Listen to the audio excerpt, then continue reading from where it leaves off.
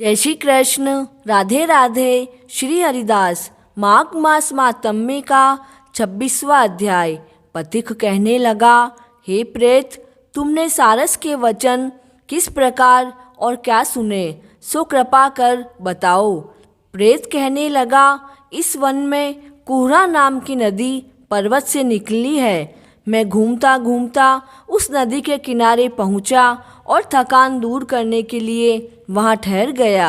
उसी समय लाल मुख और तीखे दांतों वाला एक बड़ा बंदर वृक्ष से उतरकर जल्दी से वहां आया, जहां एक सारस सोया हुआ था। उस चंचल बंदर ने कई पक्षियों को देखकर उस सोए हुए सारस को दृढ़ता से पैरों से पकड़ लिया। सभी पक्षी उड़कर वहां से चले गए, किंतु सारस भयभीत होकर विलाप करता हुआ वहां रुक गया। नींद दूर होने तथा भय से नेत्र खोलकर सारस ने बंदर को देखा और मीठी वाणी से कहने लगा, हे बंदर, तुम बिना अपराध मुझे क्यों दुख देते हो? इस संसार में राजा भी केवल अपराधियों को ही दंड देता है। तुम्हारे जैसे श्रेष्ठ प्राणी किसी को भी पीड़ा नहीं देते। हम अहिंसक और दूसरे के कामों को नहीं देखते। जल की काई खाने वाले, आकाश में उड़ने वाले, वन में रहने वाले, अपनी स्त्री से प्रेम करने वाले, दूसरों की स्त्री को त्यागने वाले, दूसरों की बुराई से दूर रहने वाले, चोरी न करने वाले, बुरों की संगति से वर्जित, किसी को भी कष्ट नहीं देते। सो इस प्रकार मुझ निरपराधी को हे बंदर छोड़ दो। मैं तुम्हारे पूर्व जन्म के सारे वृत्तांत जानता हूँ। यह वचन सुनकर बंदर उसको छोड़कर दूर बैठ गया और कहने लगा, तुम मेरे पूर्व जन्म के वृत्तांत को कैसे जानते हो? तुम तो अज्ञानी पक्षी हो और मैं वन में घूमने वाला हूँ। तब सारस कहने लगा, मैं अपनी जाति की स्मृति के बल से तुम्हारे पूर्व जन्म के विषय में जानता हूँ। पूर्व जन्म में तुम विंध्य पर्वत के राजा थे और मैं तुम्हारे कुल का पूज्य पुरोहित था। तुम राजा होकर अपनी प्रजा की पीड़न रूपी अग्नि की ज्वाला से पहले ही तप चुके हो। पहले तुम कुंभीपाक नरक में डाले गए। तुम्हारा शरीर नरक में 3000 वर्ष तक रहा। फिर नरक से निकलकर बचे हुए पापों के कारण इस बंदर की योनि में आए और मुझे मारना चाहते हो। पूर्व जन्म में तुमने ब्राह्मण के बाग से लूटकर बलपूर्वक फल खाए थे। उसका भयंकर फल यह हुआ कि तुम वानर और वनवासी हुए।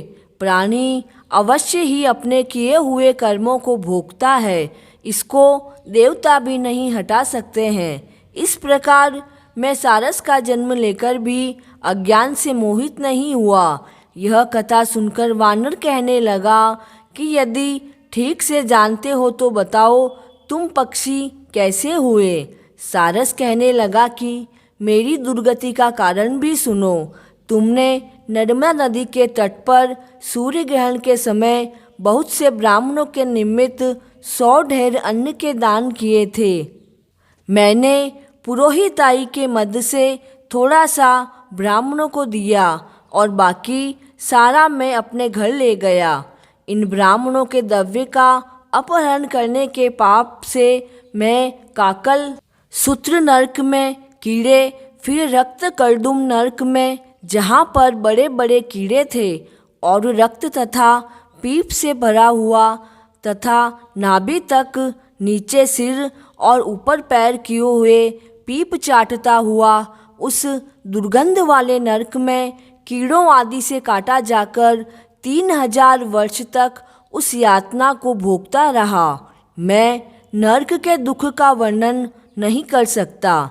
फिर नरक की यातना से मुक्त होकर यह सारस का जन्म पाया, क्योंकि पूर्व जन्म में मैं अपनी बहन के घर से एक कांसे का बर्तन चुराया था। इसको मैंने एक जुआरी को दिया, इसी से मैं सारस की योनि में आया। यह मेरी पत्नी और सारसा हुई। यह सब मैंने तुमसे कर्मफल कहा। अब भविष्य की बात भी सुनो। अब मैं, तुम और यह मेरी स्त्री भी हंस होंगे और काम रूप देश में सुख से निवास करेंगे। इसके बाद गो योनि में और फिर जाकर दुर्लभ मनुष्य योनि को प्राप्त होंगे। इसमें मनुष्य पाप और पुण्य दोनों ही कर सकता है। इस प्रकार शिव की माया से यह सारा मोह को प्राप्त होता है।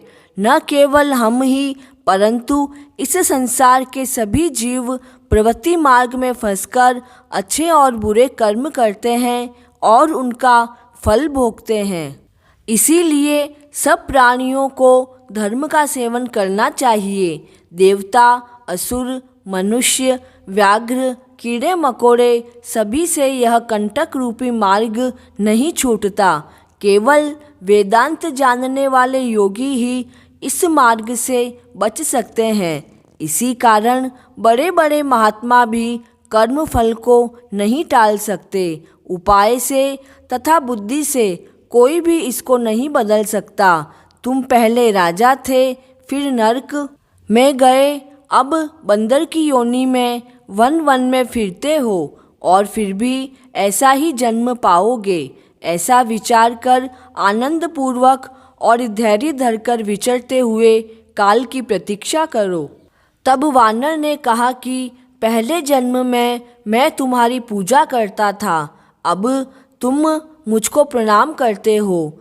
तुम जाति के स्मरण के मेरे पूर्व जन्म के वृत्तांत को जानते हो, सो आनंद पूर्वक रहो, तुम्हारा कल्याण हो। तुम्हारे वचनों को सुनकर मैं मोह रहित होकर मैंने नदी के तट पर बंदर और सारस का संवाद सुना। तब मुझे बोध हुआ और मोह तथा शोक का नाश हुआ। 26वां अध्याय पूर्ण हुआ।